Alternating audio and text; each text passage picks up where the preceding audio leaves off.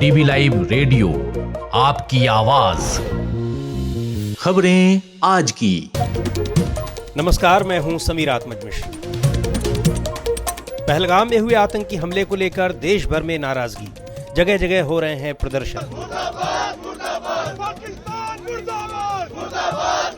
राहुल गांधी पहुंचे जम्मू कश्मीर, पहलगाम हमले में घायलों से की मुलाकात।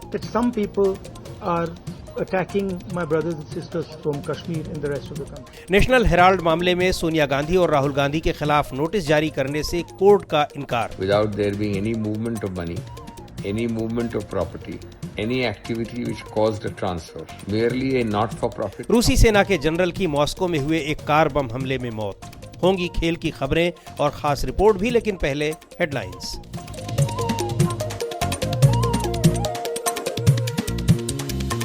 हेडलाइंस के साथ मैं हूं अतुल सिन्हा। पहलगाम हमले के पीड़ितों से मिलकर राहुल गांधी ने कहा, आतंकवादियों को हर हाल में हरा देंगे, हम सभी भारतीय एक साथ। गृह मंत्री अमित शाह ने मुख्यमंत्रियों से कहा, सभी पाकिस्तानी नागरिकों को तत्काल वापस भेजें। सावरकर पर टिप्पणी के मामले में सुप्रीम कोर्ट ने लगाई राहुल गांधी को फटकार, कहा इन्हें इतिहास भूगोल की जानकारी नहीं, स्वतंत्रता सेनानियों के खिलाफ अनाप शनाप न बोलने की दी नसीहत। पाकिस्तान के रक्षा मंत्री ख्वाजा आसिफ ने कबूली आतंकियों को समर्थन और ट्रेनिंग देने की बात। एक इंटरव्यू में कहा, 3 दशक से अमेरिका और पश्चिमी देश कर रहे हैं उनके देश का इस्तेमाल, इन देशों की हरकतों का खामियाजा भुगत रहा है पाकिस्तान। वक्फ कानून पर केंद्र का सुप्रीम कोर्ट में हलफनामा, कहा धार्मिक अधिकार में कोई हस्तक्षेप नहीं, सभी याचिकाएं खारिज की जाएं। और चंद्रयान मिशन की शुरुआत करने वाले इसरो के पूर्व चीफ के कस्तूरी रंगन का निधन, 84 साल की उम्र में बेंगलुरु में ली आखिरी सांस। डीवी लाइव रेडियो पर आप सुन रहे हैं खबरें आज की। पहलगाम में हुए आतंकी हमले को लेकर देश भर में लोगों का गुस्सा बढ़ता जा रहा है। जम्मू कश्मीर समेत देश के तमाम इलाकों से घटना के विरोध में प्रदर्शन की खबरें आ रही हैं और सरकार से आतंकियों के खिलाफ कड़ी कार्रवाई की मांग हो रही है। इस बीच कांग्रेस नेता और लोकसभा में नेता प्रतिपक्ष राहुल गांधी शुक्रवार को जम्मू कश्मीर पहुंचे और वहां पहलगाम हमले में घायल हुए लोगों से मुलाकात की। वहीं जम्मू कश्मीर के कुछ इलाकों में सुरक्षा बलों और आतंकवादियों के बीच मुठभेड़ की भी खबरें हैं। एक रिपोर्ट के साथ हैं अंशिता। मंगलवार को पहलगाम में हुए आतंकी हमले के अगले ही दिन हुई सुरक्षा मामलों की कैबिनेट कमेटी की बैठक में पाकिस्तान के खिलाफ कई सख्त कदम उठाने का ऐलान हुआ और उस पर अमल भी शुरू कर दिया गया। लेकिन 3 दिन बाद भी घटना को अंजाम देने वाले आतंकवादी सुरक्षा बलों की पकड़ से बाहर हैं। जबकि गुरुवार को प्रधानमंत्री नरेंद्र मोदी ने भी बिहार में आतंकवादियों और उन्हें संरक्षण देने वालों के खिलाफ सख्त कार्रवाई की चेतावनी दी थी। इस घटना के बाद देश भर में जबरदस्त गुस्सा है और लोग घटना में शामिल आतंकवादियों के खिलाफ कड़ी कार्रवाई की मांग कर रहे हैं। जम्मू कश्मीर के भी कई इलाकों में इस घटना के खिलाफ लगातार प्रदर्शन हो रहे हैं। बेगुनाहों का कत्लेआम बंद करो, बंद करो। मासूमों का कत्लेआम बंद करो, बंद करो। कश्मीरियों का वापस दो, बच्चों का वापस दो। जो हमारे बच्चे हैं, जो बाहर पढ़ रहे हैं, कानूनी रियासत है, उनको सरकार की जिम्मेदारी है। इस बीच लोकसभा में नेता प्रतिपक्ष राहुल गांधी ने आज जम्मू कश्मीर में पीड़ित लोगों से अस्पताल जाकर मुलाकात की और उसके बाद उन्होंने राज्य के मुख्यमंत्री उमर अब्दुल्ला से भी मुलाकात की। राहुल गांधी ने भी आतंकवादियों के खिलाफ सख्त कदम उठाने की मांग की और कहा कि पूरा विपक्ष इस मुद्दे पर सरकार के साथ खड़ा है। Every single Indian stands united, stands together so that we can defeat what the terrorists were trying to do. Rahul Gandhi कह रहे थे कि ये एक भयानक त्रासदी है। मैं यहाँ के हालात जानने और मदद करने आया हूँ। मैं घायल हुए लोगों में से एक से मिला हूँ। मेरा प्यार और स्नेह उन सभी लोगों के साथ है जिन्होंने अपने परिवार के सदस्यों को खो दिया है। मैं सभी को बताना चाहता हूँ कि पूरा देश उनके साथ खड़ा है। पहलगाम में मंगलवार को आतंकवादियों के हमले में 28 लोगों की मौत हो गई थी और कई लोग घायल हो गए थे, जिनका अस्पताल में इलाज चल रहा है। गुरुवार को इस बारे में सर्वदलीय बैठक हुई, जिसमें सरकार ने स्वीकार किया कि सुरक्षा में चूक हुई है। संसदीय कार्य मंत्री किरण रिजिजू का कहना था, आईबी की ओर से, होम मिनिस्ट्री के ऑफिशियल्स की ओर से ब्रीफिंग किया गया है। घटना कैसे हुई और कहां चूक हुई इसका भी बताया। उस जगह में वो मेन रोड पे नहीं है, पैदल चलना पड़ता है या घोड़ा चलना पड़ता है या जो लगभग वहां से 2.5 घंटे 2 घंटे दूर जिस मीडोस है जहां ये घटना हुई उसके बारे में बताया और सब पार्टी को बताया कि सब कुछ अच्छा चलते हुए भी ये घटना एक चूक हुई है और इससे सब दुखी है और ऐसा घटना आगे नहीं होना चाहिए। इसके लिए क्या क्या प्रबंधन किया गया है इसके बारे में ऑफिशियल्स अपने ब्रीफिंग में एक्सप्लेन किया है। इस बीच जम्मू कश्मीर के बांदीपुरा में शुक्रवार को चरमपंथियों और सुरक्षा बलों के बीच मुठभेड़ हुई। भारतीय सेना की चिनार कोर ने सोशल मीडिया प्लेटफॉर्म एक्स पर अपने अकाउंट से इस मुठभेड़ की जानकारी दी है, जिसमें बताया गया कि आतंकवादियों की मौजूदगी के इनपुट्स थे, जिसके बाद भारतीय सेना और जम्मू कश्मीर पुलिस ने बांदीपोरा में एक संयुक्त सर्च ऑपरेशन शुरू किया। गुरुवार को उधमपुर में भी सुरक्षा बलों और चरमपंथियों के बीच मुठभेड़ हुई थी, जिसमें एक जवान की मौत हो गई थी। डीवी लाइव रेडियो के लिए मैं अंशिता। जम्मू कश्मीर के पहलगाम में हुए आतंकवादी हमले पर चर्चा करने के लिए उपराज्यपाल मनोज सिन्हा ने 28 अप्रैल को विधानसभा का एक विशेष सत्र बुलाया है और इस बीच भारतीय विदेश मंत्रालय ने एक बयान में कहा है कि भारत में मौजूद सभी पाकिस्तानी नागरिकों को निर्धारित समय सीमा से पहले देश छोड़ना होगा। बयान में भारतीय नागरिकों को पाकिस्तान की यात्रा से परहेज करने की सलाह दी गई है और पाकिस्तान में मौजूद भारतीयों से लौटने के लिए कहा गया है। हालांकि बाद में विदेश मंत्रालय ने स्पष्टीकरण दिया कि पाकिस्तान के उन हिंदू नागरिकों पर यह आदेश लागू नहीं होगा जिन्हें पहले ही लंबी अवधि के वीज़ा जारी किए जा चुके हैं। उनके वीज़ा वैध बने रहेंगे, लेकिन इन सब के अलावा आतंकवादियों और उन्हें संरक्षण देने वालों के खिलाफ अब तक कोई ठोस कार्रवाई नहीं की गई है। मैंने बात की वरिष्ठ पत्रकार और देशबंधु ग्रुप के editor in chief Rajiv Ranjan Srivastava से और पूछा कि अब तक सरकार की तरफ से जो कदम उठाए गए हैं उन्हें कितना सख्त समझा जाए। जी, आप बिल्कुल सही कह रहे हैं। ठोस कार्रवाई के नाम पर सीसीएस की बैठक के बाद पाकिस्तान को आंख दिखाने वाली कार्रवाई हो गई है। पाकिस्तान में सिंधु समझौता हमने निलंबित कर दिया, वीज़ा जो है उसको हमने निलंबित कर दिया, पाकिस्तान के लोगों को हमने कह दिया कि आप यहाँ से वापस चले जाओ, वो वापस जा रहे हैं। पाकिस्तान ने भी जवाबी कार्रवाई की है, आप जान ही रहे हैं। बाघा बॉर्डर को हमने अटारी बॉर्डर बंद किया, उन्होंने बाघा बॉर्डर बंद कर दिया। ये सब कुछ चल रहा है। उन्होंने एयर रूट को भी बंद कर दिया है, स्पेस। तो सब कुछ है, दोनों तरफ से चल रहा है। लेकिन इंटरनली देखा जाए तो इंटरनली हम और आप कितने सुरक्षित हैं इस पर सवालिया निशान अभी भी है। और इसलिए ये सवाल मैं यहाँ खड़ा कर रहा हूँ समीर जी, क्योंकि आपने देखा कि कल सर्वदलीय बैठक में सरकार की तरफ से ये बयान आया कि हमसे सुरक्षा में चूक हुई है। आखिर चूक क्यों हुई है ये भी पूछा जाना चाहिए। कहा यह जा रहा है कि जब अमरनाथ की यात्रा होती है तब उस रूट को खोला जाता है और उस जगह पे तब जाते हैं लोग। अभी लोकल टूर ऑपरेटर्स वहां ले जाना शुरू कर दिए थे टूरिस्टों को। अगर जा रहे हैं, हजारों की संख्या में सैलानी वहां जा रहे हैं, पर्यटक जा रहे हैं, तो क्या वहां के जो सुरक्षा एजेंसियां हैं उनको पता नहीं था, इस बात की जानकारी नहीं थी क्या कि वहां पर कोई जा भी रहा है और ऐसी घटना घट भी सकती है? तो जो सुरक्षा चूक का मामला है वो गंभीर मामला है। सुरक्षा चूक का मामला गंभीर मामला है। इसमें एक बात ये भी देखिए कि सुरक्षा चूक का मामला भी तब आया है सरकार की तरफ से जब सर्वदलीय बैठक में विपक्ष ने इस बात को उठाया है। उसके पहले सुरक्षा में चूक का कोई मामला नहीं आया, और आया भी है तो इसके लिए जिम्मेदार कौन है, अब तक इस बात की कोई जानकारी या इसकी कोई चर्चा नहीं हो रही है। देखिए समीर जी, दो चीजें पैरेलल चल रही हैं। एक ये घटना से एक तरफ पूरा देश आक्रोशित है, गमगीन भी है, क्योंकि 26 से 28 लोगों की जान गई है, इसलिए गमगीन भी है। दूसरी तरफ सियासत हो रही है जिसमें सियासी रोटियां सेकने की कोशिश हो रही है। माफ़ी चाहूँगा अपने उन श्रोताओं से जो इन बातों को पसंद नहीं करेंगे, लेकिन ये सच है कि प्रधानमंत्री नरेंद्र मोदी को अभी तक कश्मीर में रहना चाहिए था। जिस दिन कश्मीर में होना चाहिए था उस दिन वो बिहार में जनसभा को संबोधित कर रहे हैं। वहां से आप लाल आंख दिखा रहे हैं, 56 इंची सीना बता रहे हैं, लेकिन आपने आज तक किया क्या?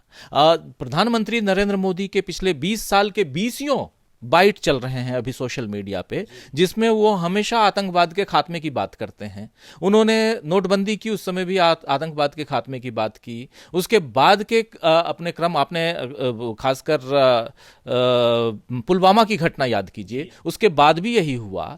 आप एक्शन लेने की बात, पाकिस्तान के ऊपर आंख दिखाने की बात करते हैं, लेकिन अपने देश के नागरिक कैसे सुरक्षित रहें? आज कश्मीर है, कल को कोई और स्टेट हो सकता है, कल को मुंबई हो सकता है, कल को बेंगलुरु हो सकता है, कोई भी जगह हो सकती है। इसलिए यहां पर प्रधानमंत्री को ये इस देश को, प्रधानमंत्री को, गृह मंत्री को इतना तो आश्वस्त करना होगा कि आप सुरक्षित हाथों में है, देश सुरक्षित हाथों में है और हम और आप आराम से इस देश में कहीं भी घूम सकते हैं। जी बिल्कुल, यही सवाल उठ रहा है जो शुरुआत की गई और आपने कहा भी कि सब कुछ हो रहा है, लेकिन कार्रवाई के नाम पर अभी केवल आंख दिखाने का काम हो रहा है और आंख पाकिस्तान भी दिखा रहा है। जी बिल्कुल, आंख पाकिस्तान दिखा रहा है। पाकिस्तान ने भी कह दिया कि हम आपका एयर रूट बंद कर रहे हैं। कह दिया उसने कि शिमला समझौता भी हम रद्द कर सकते हैं। जब आप बात कर रहे हैं, सिंधु नदी समझौते की बात कर रहे हैं, इंडस रिवर वाटर की बात कर रहे हैं, तो ये सब कुछ हो रहा है। और पाकिस्तान ने यहाँ तक कह दिया कि सिंधु नदी समझौता जो है, सिंधु जल समझौता, वो अगर आप कर रहे हैं, इसका मतलब ये आप वार जोन में जा रहे हैं, यानी युद्ध के करीब आप पहुंच रहे हैं। दूसरी एक खबर यह भी चल रही है कि भारत अगले 2-4 दिनों में पाकिस्तान के ऊपर कोई सर्जिकल स्ट्राइक कर सकता है। पाकिस्तान के जो सीमावर्ती जो वो हैं, एरिया है जहां पर जो वहां के आतंकी जो हैं, उनका कैंप है, उन कैंपों पर हमला कर सकता है भारत। ठीक है, आप कीजिए, दूसरे देश में जाके करना है, पड़ोसियों को भी अपने साथ लेकिन मिला के रखने की कोशिश तो कीजिए। और फिर मैं वहीं पे आऊंगा कि आप पाकिस्तान को कुछ भी दिखाइए, पाकिस्तान कार्रवाई कर रहा है, लेकिन आप अपने देश के लिए, अपने देश के नागरिकों की सुरक्षा के लिए क्या कर रहे हैं? जब इतनी बड़ी घटना घट जाती है, उसके बाद आप कहेंगे कि सुरक्षा में चूक हो गई। ये थे वरिष्ठ पत्रकार Rajiv Ranjan Srivastava. DB live radio पर आप सुनते हैं देश दुनिया की ताजा तरीन खबरें और खबरों के बीच की खबरें यानी विश्लेषण भी। खबरों और विश्लेषण के अलावा यहाँ होती है साहित्य, कला, संस्कृति और विज्ञान से लेकर आर्थिक और खेल जगत की भी चर्चा। दिल्ली की राउज एवेन्यू कोर्ट ने नेशनल हेराल्ड मनी लॉन्ड्रिंग मामले में कांग्रेस नेता सोनिया गांधी और राहुल गांधी को नोटिस जारी करने से इनकार कर दिया है। कोर्ट ने प्रवर्तन निदेशालय यानी एनफोर्समेंट डायरेक्टरेट को निर्देश दिया है कि वो नोटिस जारी करने से पहले सभी दस्तावेज को सामने रखे। मामले की सुनवाई कर रहे जज का कहना था कि संतुष्ट होने के बाद ही वो कोई आदेश दे पाएंगे। इस मामले की सुनवाई अब 2 मई को होगी। और जानकारी दे रही हैं आंचल। राउज एवेन्यू कोर्ट के स्पेशल जज विशाल गोगनी का कहना था कि ईडी ने आरोप पत्र में जो दस्तावेज उपलब्ध कराए हैं वो अधूरे हैं और जब तक अदालत पूरी तरह से संतुष्ट नहीं हो जाती तब तक नोटिस जारी करने जैसा आदेश पारित नहीं किया जा सकता। जज का कहना था कि प्रवर्तन निदेशालय यानी ईडी के आरोप पत्र में कुछ दस्तावेज गायब हैं, इसलिए ईडी को पहले वो दस्तावेज दाखिल करने चाहिए। उसके बाद ये तय किया जाएगा कि नोटिस जारी किया जाना है या नहीं। कोर्ट अब 2 मई को इसकी सुनवाई करेगा। कुछ दिन पहले ही ईडी ने नेशनल हेराल्ड मामले में सोनिया गांधी और राहुल गांधी समेत कांग्रेस पार्टी के कुछ नेताओं के खिलाफ कोर्ट में आरोप पत्र दाखिल किया था। इसमें मनी लॉन्ड्रिंग के अपराध के लिए पीएमएलए एक्ट की धारा 44 और 45 के तहत केस चलाने की मांग की गई थी। ये मामला नेशनल हेराल्ड अखबार के प्रकाशक एसोसिएटेड जर्नल्स लिमिटेड यानी एजेएल के अधिग्रहण से जुड़ा है। कांग्रेस पार्टी का कहना है कि राजनीतिक विद्वेष के चलते ईडी ने इस मामले में पार्टी के वरिष्ठ नेताओं को अभियुक्त बनाया है। सुप्रीम कोर्ट के वरिष्ठ वकील और कांग्रेस पार्टी के सांसद अभिषेक मनु सिंघवी कह चुके हैं कि इस केस में कोई दम नहीं है। As stated years ago when this was initiated, the National Herald case is a one-trick wonder where this government has started a money laundering investigation. Congress party ने ईडी की इस कार्रवाई को लेकर देश भर में प्रदर्शन किया था। पार्टी ने देश भर के 57 शहरों में इस बारे में लोगों को सही जानकारी देने के लिए 21 अप्रैल से 24 अप्रैल तक प्रेस कॉन्फ्रेंस करने की घोषणा की थी। कई शहरों में प्रेस कॉन्फ्रेंस हो चुकी थी, लेकिन पहलगांव में हुए आतंकी हमले के बाद पार्टी ने इस प्रेस कॉन्फ्रेंस को स्थगित कर दिया था। डीबी लाइव रेडियो के लिए मैं आंचल। आप सुन रहे हैं डीबी लाइव रेडियो, आपकी आवाज। डीबी लाइव रेडियो पर आप सुन रहे हैं खबरें आज की। रूसी सेना के जनरल यारोस्लाव मोस्कालिक की मॉस्को में कार बम हमले में मौत हो गई है। मोस्कालिक रशियन जनरल स्टाफ के मुख्य परिचालन विभाग के डिप्टी हेड थे। रूस की जांच समिति ने इसकी पुष्टि की है। जांच समिति की प्रवक्ता स्वेतलाना पेत्रेंको ने बताया कि छर्रों से भरी एक फॉक्सवैगन गोल्फ कार में आईईडी के फटने से विस्फोट हुआ है, जिसमें जनरल मोस्कालिक की मौत हो गई है। और ब्यौरा दे रही हैं आराधना। रूसी जनरल यारोस्लाव मोस्कालिक की हत्या राजधानी मॉस्को के ठीक बाहर उनकी कार में रखे विस्फोटक से कर दी गई। जांच समिति ने मौत की पुष्टि जरूर की है, लेकिन किसी भी संभावित संदिग्ध का उल्लेख नहीं किया है। यारोस्लाव मोस्कालिक रूसी सशस्त्र बलों के जनरल स्टाफ में ऑपरेशन डिपार्टमेंट के डिप्टी चीफ थे। स्थानीय मीडिया में दिख रहे विजुअल्स में एक बिल्डिंग के आंगन में एक वाहन जलता हुआ दिखाई दे रहा था।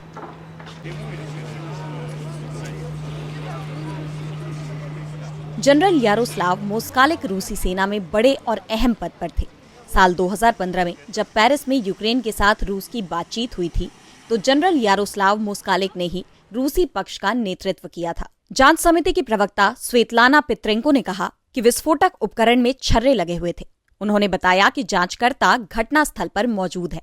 यह हमला लेफ्टिनेंट जनरल इगोर किरिलोव की हत्या के बाद हुआ है, जिनकी मृत्यु पिछले साल 17 दिसंबर को उस वक्त हुई थी जब उनके अपार्टमेंट के बाहर खड़े एक इलेक्ट्रिक स्कूटर में बम विस्फोट हो गया था।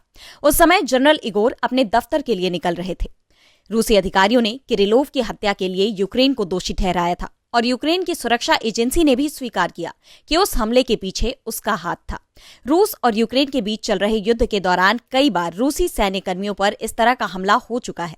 इससे पहले पूर्वी यूक्रेन में रूस समर्थक अर्धसैनिक समूह के नेता आर्मेन सार्गस्यान भी उत्तर पश्चिमी मॉस्को में एक आवासीय भवन में हुए विस्फोट में घायल हो गए थे और उसके बाद अस्पताल में उनकी मौत हो गई थी। आज ये बम विस्फोट ऐसे समय हुआ जब ट्रंप के दूत स्टीव विटकॉफ को यूक्रेन के लिए अमेरिका की मध्यस्थता वाली शांति योजना पर चर्चा करने के लिए मॉस्को में रूसी राष्ट्रपति व्लादिमीर पुतिन से मिलना था। डीबी लाइव रेडियो के लिए मैं आराधना। और इस बीच रूस के विदेश मंत्री सर्गेई लावरोव ने कहा है कि यूक्रेन युद्ध खत्म करने के लिए रूस अमेरिका के साथ समझौते को तैयार है। हालांकि उनका ये बयान रूसी जनरल मोस्कालिक की मौत से पहले आया था। आप सुन रहे हैं डीबी लाइव रेडियो, आपकी आवाज। और अब वक्त हो चला है खेल की खबरों का। खेल की खबरों के साथ हैं यश त्रिवेदी।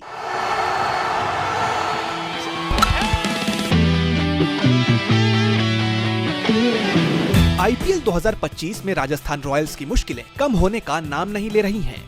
रॉयल चैलेंजर्स बेंगलुरु के खिलाफ 41वें मुकाबले में 11 रनों से मिली हार के बाद राजस्थान रॉयल्स की प्लेऑफ की उम्मीदें लगभग खत्म हो चुकी हैं। ये टीम की 9 मैचों में 7वीं और लगातार 5वीं हार है। रियान पराग की अगुवाई वाली राजस्थान रॉयल्स अब पॉइंट्स टेबल में 8वें स्थान पर खिसक चुकी है और उनके लिए प्लेऑफ में जगह बनाना अब बेहद मुश्किल दिखाई दे रहा है।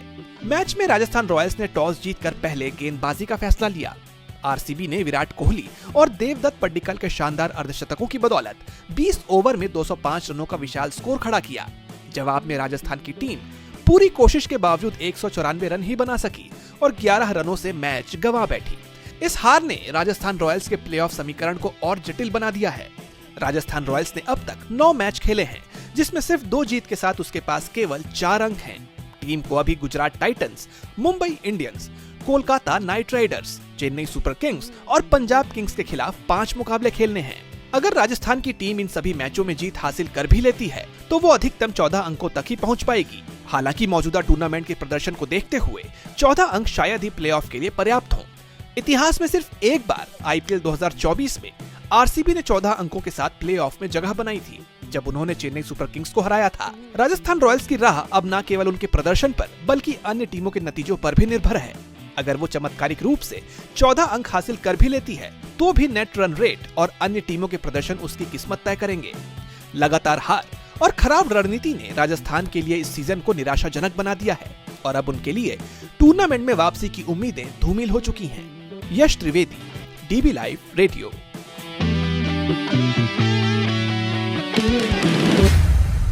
खेल की खबरें सुना रहे थे यश त्रिवेदी। और अब आज की खास रिपोर्ट। बेशक आज भारत और पाकिस्तान के रिश्ते तनावपूर्ण हों, लेकिन संगीत की कभी कोई सरहद नहीं होती। ऐसे में 20वीं सदी के तानसेन कहे जाने वाले बेहतरीन शास्त्रीय गायक उस्ताद बड़े गुलाम अली खां को सुनना अपने आप में एक अनुभव है। उस्ताद बड़े गुलाम अली खां को उनकी पुण्यतिथि पर याद कर रहे हैं हमारे साथी अतुल सिन्हा।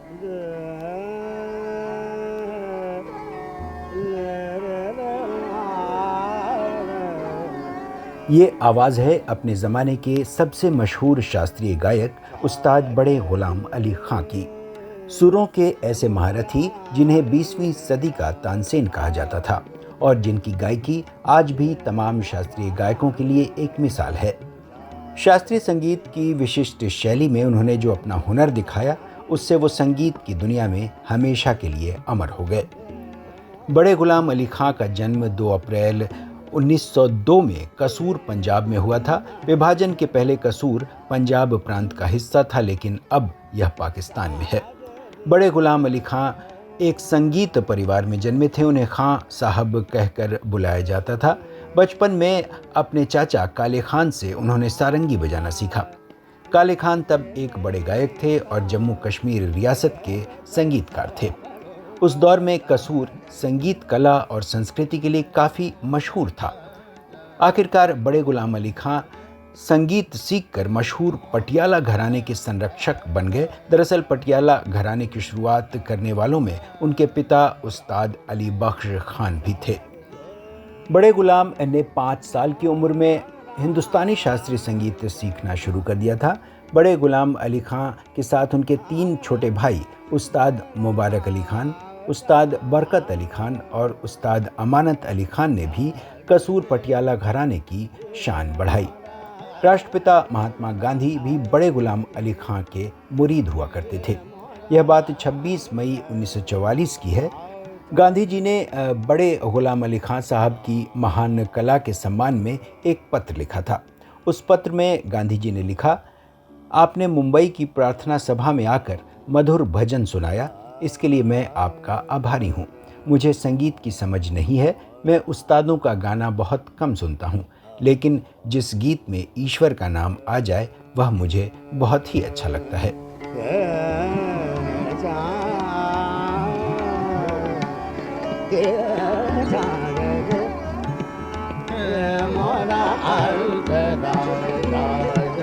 तमाम फिल्मकारों ने भी उस ज़माने में उस्ताद बड़े गुलाम अली खां के भजन, उनकी ठुमरी या उनकी गायकी का थोड़ा बहुत इस्तेमाल किया। ख़ास तौर से मुग़ल आज़म में उन्होंने अपने गायन के लिए 25,000 रुपये की फ़ीस भी ली। उस्ताद बड़े गुलाम अली खां एक आज़ाद ख़याल के उस्ताद थे, जिन्होंने शास्त्रीय संगीत का सभी लोगों से इस तरह परिचय कराया और इसे लोकप्रिय बनाने में उनकी अहम भूमिका रही। उन्होंने 3-3 मिनट के 20 राग रिकॉर्ड कराए, जिन्हें गाने के लिए तमाम शास्त्रीय गायक घंटों तक आलाप ही लेते रहते थे। बड़े गुलाम अली खां की ठुमरी बेहद मशहूर रही है। राग भैरवी में गाई उनकी ठुमरी का करूं सजनी आए न बालम आज भी लोगों की ज़ुबान पर है। देश के जितने भी शास्त्रीय गायक या गायिकाएं हैं, उनके लिए बड़े गुलाम अली खां हमेशा एक आदर्श रहेंगे।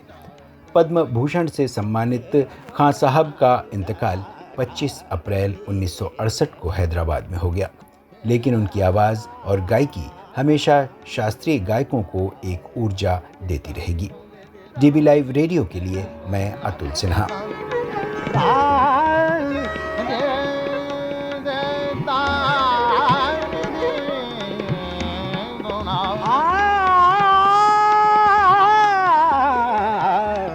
कैसी लगी आपको ये रिपोर्ट, हमें ज़रूर बताइएगा। इस कार्यक्रम को अब यहीं समाप्त करते हैं। बने रहिए डीबी लाइव रेडियो के साथ। हर रोज़ सुनिए दिन भर की खबरों और विश्लेषण का हमारा ये प्रोग्राम खबरें आज की। अब दीजिए इजाज़त। नमस्कार।